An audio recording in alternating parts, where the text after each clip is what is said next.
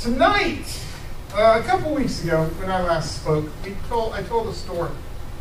I told you the story of a guy named Achan.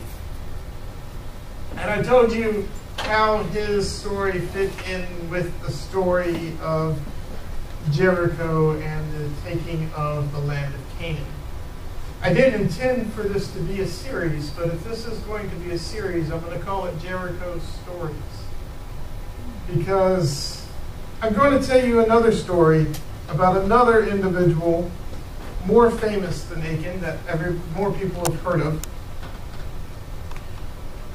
But I'm not going to tell the story exactly as the Bible has it written.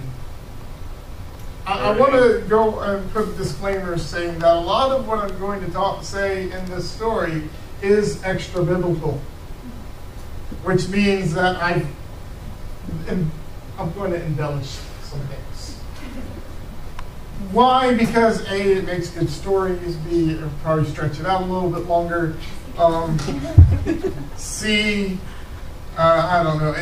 I'm going to read into the story what's written in the Bible, but put it in a way that hopefully it's more interesting, or hopefully it's interesting, not more interesting than the Bible, but hopefully it's interesting, captivating, and it will draw you into it.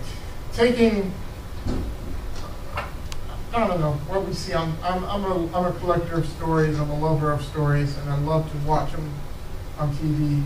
I love spy novels, I love intrigue, I love conquest, I love war, I love mystery, I love stories. I love any kind of story that you could possibly throw at me. I love to read them, watch them, and it's my love of story and the influences of all these stories that I think this may be close to how it happened. Because the Bible doesn't give us all the details, the juicy tidbits.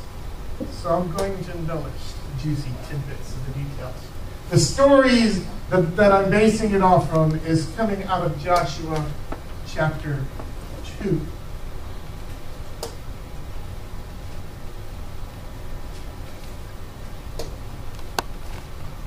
But don't follow along as I read. Oh, sorry. Wow. Don't fall. You can read the chapter. We'll read bits and pieces of it, and hopefully you'll catch on as we go. For the past 40 years, there's been a buzz in Jericho. There's been a fear of what's been going on. People in the streets are worried. People in the streets are panicking, trying to figure out, and they've been spreading rumors and hearing rumors for years about what's going on and what's going to happen.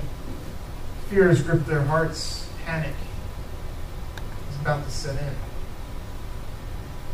because of what was coming, what was headed their way. They had heard stories of disasters and plagues in Egypt. Stories of the darkness that was just overshadowing and really struck fear in the hearts of the Egyptians. They had heard stories of mad frogs and locusts, unbelievable stories of animals simply contracting diseases and dying, and hail falling out of the sky and possibly catching on fire. They heard stories of rivers turning to blood, and they had heard stories that it had one thing to do with this guy, a guy named Moses. And how this one man defied the kingdom of Egypt. They've heard these stories. They've grown up with them. And they had heard the stories of the great Red Sea, an impassable ocean that could only be crossed by boat, suddenly spread apart, and thousands of people walking across the Red Sea on dry land. Unbelievable, unfathomable. It couldn't happen. And how would that this group they called the Hebrews who called themselves children of Israel crossed this vast sea on dry land when the last person crossed this ocean. And Pharaoh's army came barreling down at him. The stories tell of the water crushing all of the army of Pharaoh, and not a single soldier was left. Unbelievable stories circling in Jericho. The stories got even more amazing as this group of thousands and thousands of people are wandering around the deserts, feeding off the land. They say that they eat bread that came out of nowhere.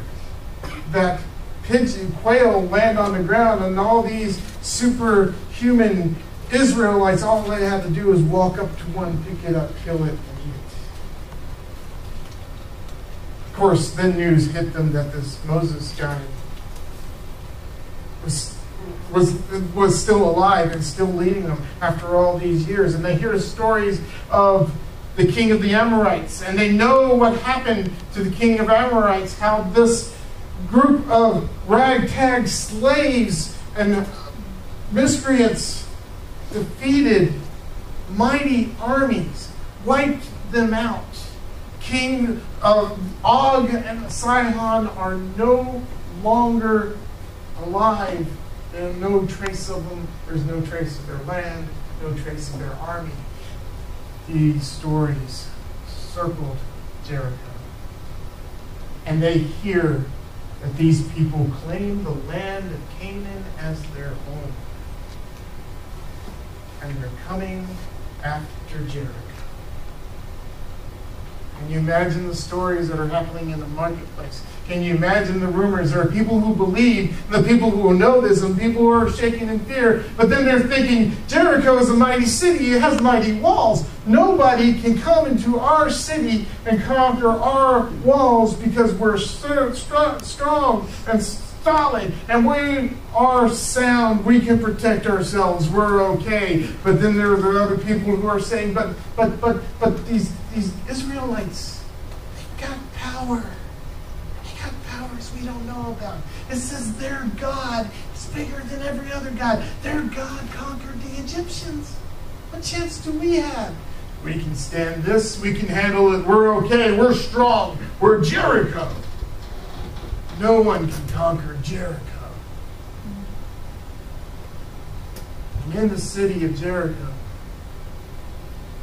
there's a young lady named Rahab. She's probably almost 20, probably about the same age as some of our college students. She was a prostitute. Now, that doesn't really mean that she was a prostitute by choice. It doesn't mean that she went into this willingly as a profession for her life. See, the religion of Jericho, the religion of the Canaanites, said that part of their religious practice included prostitution. So, being with a prostitute, worshiping your God, same thing. But, of course, their religion also included the killing of babies, and the murdering of babies, and the burning of babies. So it was a really harsh religion. And because of this religion, Rahab's future choices of career paths didn't include building houses or being a nursemaid or being something wholesome. She was drafted into prostitution. So she lived her life. And she did not always enjoy the life that she lived. She saw it as just a natural occurrence of events. And her policies and her ideologies and her thinking was affected by she heard the people around her and heard what they talked about. She had relations with the leaders. She knew men in powerful positions. She was with men who had powerful positions. She was with men from all aspects of life, and she heard all these stories. She heard the truths. She heard the lies. She heard the rumors. She heard those who justified themselves. She heard those who worried. She heard of those who had no fear at all. She heard it all in one form or another. But what she heard the most was that these Israelites were coming closer. One day Rahab was in the marketplace, and she was listening to stories. She was doing her transactions. She was looking for things, and she saw in the crowd two men who didn't belong. They didn't look like Canaanites. They weren't going after the prostitutes like the other men were. They weren't looking for things. They were simply trying to dress inconspicuously, maybe a little too inconspicuously, to the point that they stood out because they were trying to blend in so well. And she said, these guys, they don't belong here. Who are they? And she noticed that they looked similar to the same description that she's heard of these Israelites. Could they be Israelites? People in the crowd were mumbling and murmuring. And she noticed that these two guys who tried not to draw attention to themselves were drawing a lot of attention to themselves. As people heard and people felt and people feared that these guys might be, possibly could they be, these guys are probably Israelites. Are they Israelites? Who are they? Where are they from? I don't know. They look funny. I don't like the way they talk. That guy has an accent. It's a weird accent. I don't like it. There's something out. They're up to something. They're going to sabotage this. We got to find out who these guys are and where they go. So Rahab, being the woman, for some reason, being a woman of different policies and different politics that she was, she knew she had to do something. She felt in her heart that she had to do something. So she approaches these two men. It was nothing for a prostitute to approach men. Nothing at all. It was just casual business. And she walks up to them and she goes, I know who you are. Suddenly the two men stopped. Fear gripped their hearts. They've been found out. What are they going to do? We're in the middle of the city of Jericho. We're going to die.